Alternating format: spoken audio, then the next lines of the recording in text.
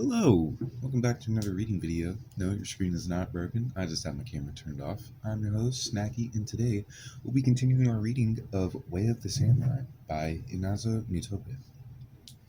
For those of you following along at home, we're going to be starting on page 35, chapter 2.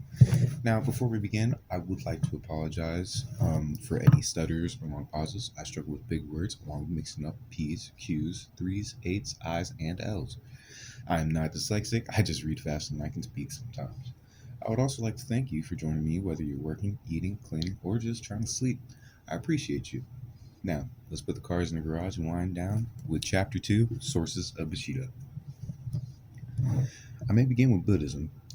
It furnished a sense of calm trust in fate, a quiet submission to the inevitable, that stoic composure in the sight of danger or calamity, that disdain of life and friendliness with death. A foremost teacher of swordsmanship, when he saw his pupil master the utmost of his art, told him, Beyond this, my instruction must give way to Zen teaching.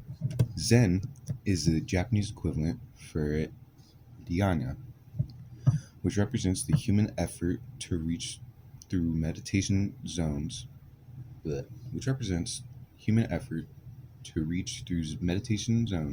of thought beyond the range of verbal expression.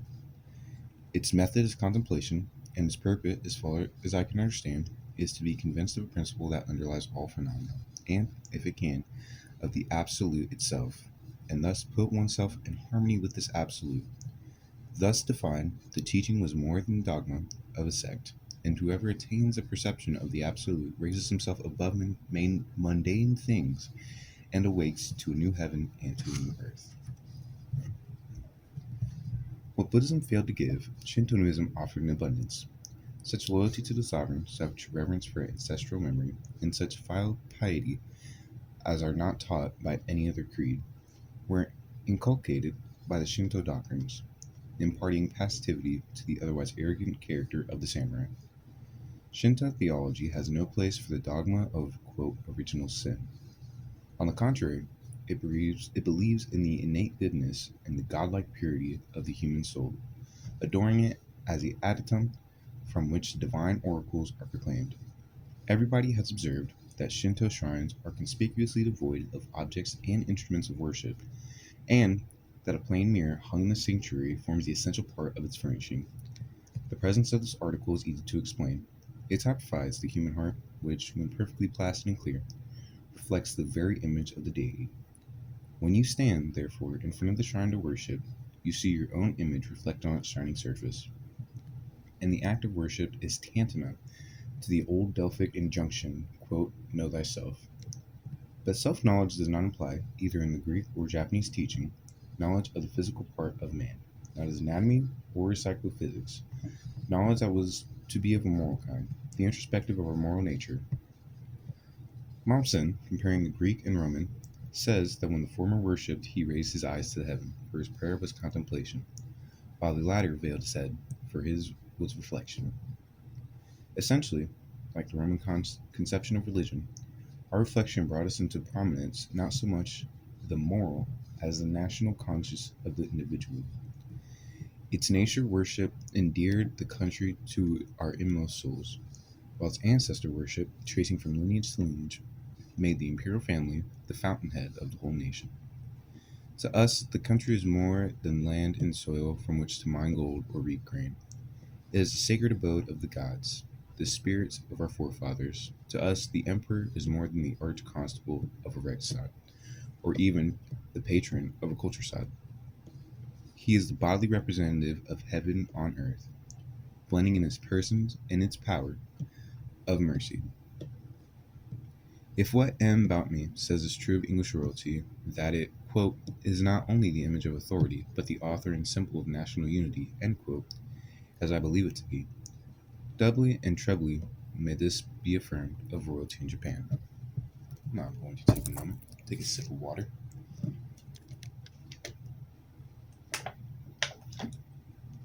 And we shall continue reading. Tenets of Shintoism cover the two predominating features of the emotional life of our race, patriotism and loyalty. Arthur Maynard very truly says, quote, in Hebrew literature, it is often difficult to tell whether the writer is speaking of God or of the Commonwealth, of heaven or of Jerusalem, of the Messiah or of the nation itself. End quote. A similar confusion may be noticed in the nomenclature of our national faith. I say confusion because it will be so deemed by a logical intellect on account of its verbal ambiguity. Still, being a framework of national instinct and race feelings, Shintoism never pretends to a systematic philosophy or rational theology. This religion, or is not more correctly the race emotions which this religion expressed, thoroughly imbued Bushido with loyalty to the sovereign and love of our country. These acted more as impulses than doctrines. For Shintoism, unlike the medieval Christian Church, prescribed to its votaries scarcely any crenda, furnishing them at the same with an agenda of straightforward and the simple type. Insert image above. As to strictly ethical doctrines, the teachings of Confucius were the most prolific source of Bushido. His enunciation of the five moral relations between master and servant, the governing and the governed, father and son, husband and wife, older and younger brother, and between friend and friend, was but a confirmation of what the race instinct had recognized before his writings were introduced from China. The calm, benignant, and otherworldly wise character of his politico-ethical precepts was particularly well suited to the samurai, who formed the ruling class. His aristocrat and conservative tone was well adapted to the requirements of these warrior statesmen. Next to Confucius, Mencius exercised an immense authority over Bushido. My apologies. His forcible and often quiet democratic theories were exceedingly taking to sympathetic natures, and they were even thought dangerous to and subversive of the existing social order. Hence, his works for a long time under censor. Still, the words of this mastermind found permanent lodgment in the heart of the samurai. The writings on Confucius and Mencius formed the principal textbooks for youths and the highest authority in discussion among the old.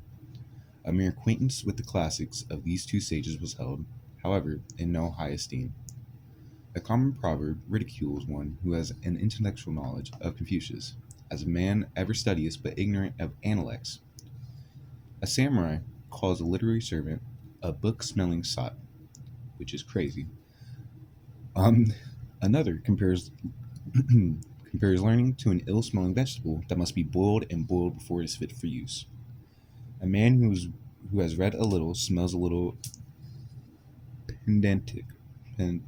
Pedantic. There we go. And a man who has read much smells yet more so. Both are alike unpleasant. The writer meant therefore, or thereby, that knowledge becomes really such only when it is assimilated in the mind of the learner and shows in his character. Take another break for water. Now, these insults are very, very deep.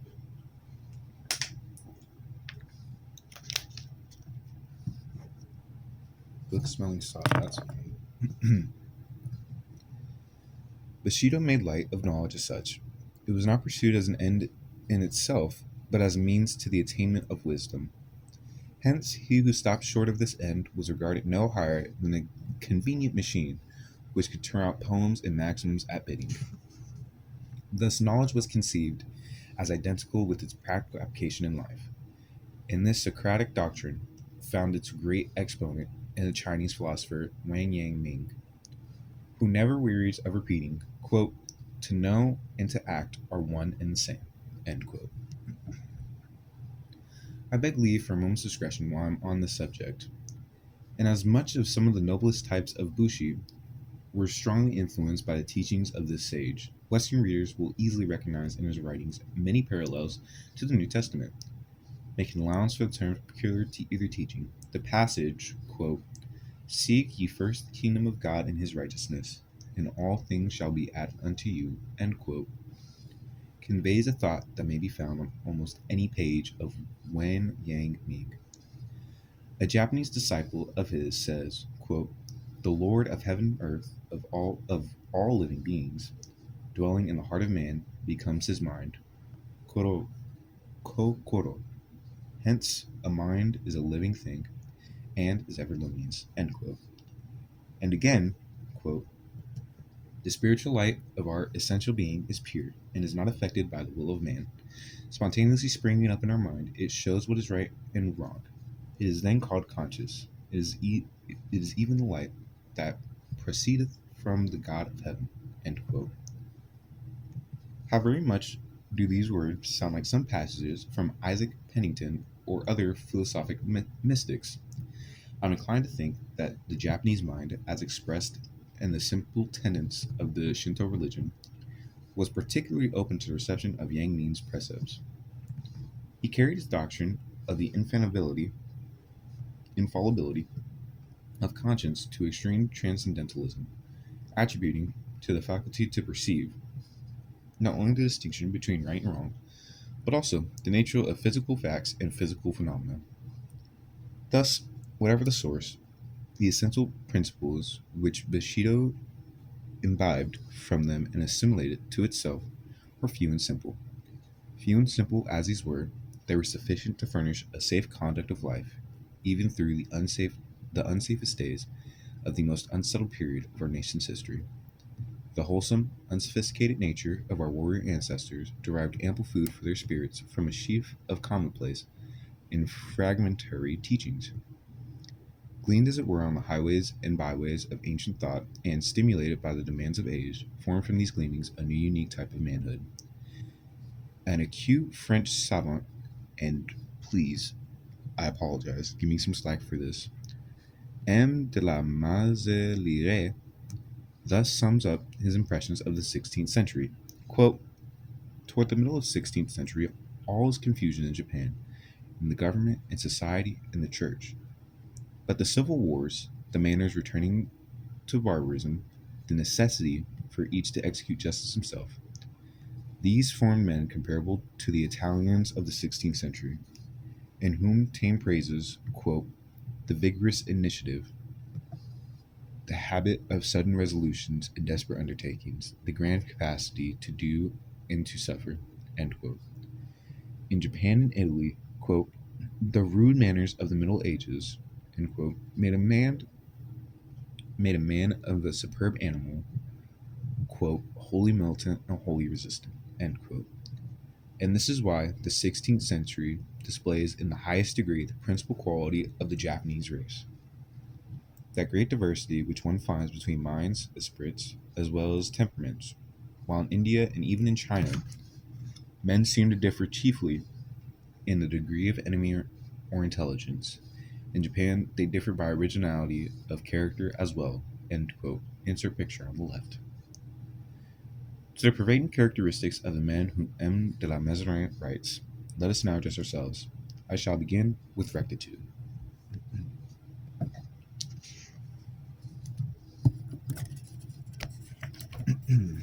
And with that, I believe we are going to stop there. I know it was short, but we'll go ahead and put our bookmark in. Blow out our candle.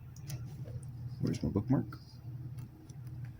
Once again, thank you for reading along with me. I'm now going to hand you over to the algorithm, and whether it takes you to your feed or one of my videos, I hope you have a good day. As always, thank you for your time. Stay safe, stay hydrated, and try to keep your head up, yeah? Much love, lads.